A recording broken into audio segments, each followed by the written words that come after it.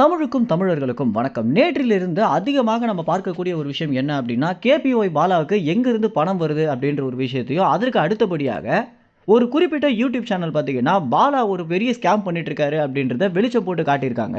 இதை ஒரு sting operation மாதிரி பண்ணல அப்படின்னாலுமே, பாலா அவர்கள் கொடுக்கக்கூடிய வாகனங்கள், பொருட்கள் எல்லாமே ரொம்ப போலியான ஒரு விஷயமாக இருக்கு அப்படின்னும், கார்லாம் பார்த்தீங்கன்னா இன்சூரன்ஸ் முடிஞ்சு அது திருட்டு காரா இல்லை உண்மையிலேயே அவர் வாங்கினாரா அப்படின்றது தெரியாத அளவுக்கும் ஆர்டிஓவிடம் ஃபோன் பண்ணி கேட்குற மாதிரியான ஒரு விஷயங்கள் எல்லாம் பார்த்தீங்கன்னா, அந்த ஒரு குறிப்பிட்ட யூடியூப் சேனல் வெளியிட்டிருந்தாங்க.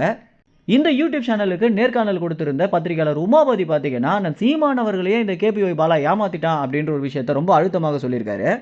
எல்லா அரசியல்வாதிகளையுமே கட்டி ஆளக்கூடிய ஒரு நபராகவும், எல்லாரையுமே அதிகமாக விமர்சித்து, ஒவ்வொருவரும் செய்யக்கூடிய தவறுகள் அனைத்தையுமே சுட்டிக்காட்டி பேசக்கூடிய ஒரு நபராக சீமான் இருக்காரு அப்படின்னு நம்ம அனைவருக்குமே தெரிஞ்சிருக்கும்.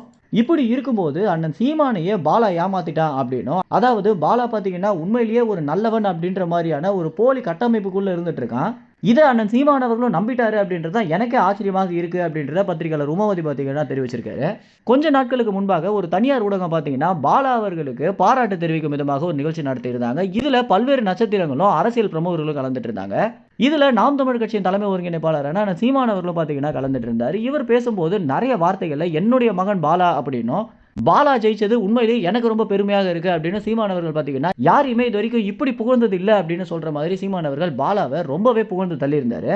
இந்த ஒரு விஷயத்தை வச்சு தான் பத்திரிகையாளர் உமாபதி பார்த்தீங்கன்னா, நான் சீமான் அவர்களே பாலா ஏமாத்திட்டான் அப்படின்ற ஒரு விஷயத்தை குறிப்பிட்டிருக்காரு. ஏற்கனவே கொஞ்ச நாட்களாக பாலாக்கு எங்கிருந்து பணம் வருது அப்படின்னும், அவன் செய்யக்கூடிய வேலைக்கு இந்த அளவுக்கு பணம் வருவதற்கு வாய்ப்பே இல்லை அப்படின்றத கொஞ்ச நாட்களுக்கு முன்பாக கூல் சுரேஷ் கூட பார்த்தீங்கன்னா ஒரு வீடியோவில் சொல்லியிருந்தாரு. அப்போது அனைவருமே கூல் சுரேஷை தான் அதிகமாக விமர்சிச்சிருந்தாங்க. இப்படி இருக்கும்போது பத்திரிகையாளர் உமாபதி பார்த்தீங்கன்னா, ஆதாரத்தோட பல விஷயங்களை சொல்லிய பிறகு இந்த வீடியோக்கு கீழே இருக்கக்கூடிய எல்லா கமெண்ட்ஸ்லையுமே உண்மையிலேயே பாலாக்கு எங்கிருந்து தான் பணம் வருது அப்படின்னும், பாலா தரப்புல இருந்து இதற்கு ஒரு விடை கொடுக்கல அப்படின்னா நிச்சயமாக பாலா உருவாக்கி இருக்கக்கூடிய இந்த ஒரு நற்பெயர் நிச்சயமாக அழிதான் போகுது அப்படின்றத மக்கள் அதிகமாக கமெண்ட் பண்ணக்கூடிய ஒரு விஷயமாகவும் இருக்கு. மேலும் இந்த தகவல் குறித்து நீங்க என்ன நினைக்கிறீங்க அப்படின்றது உங்களுடைய கமெண்ட்ஸ் தெரிவிங்க. நன்றி, வணக்கம்.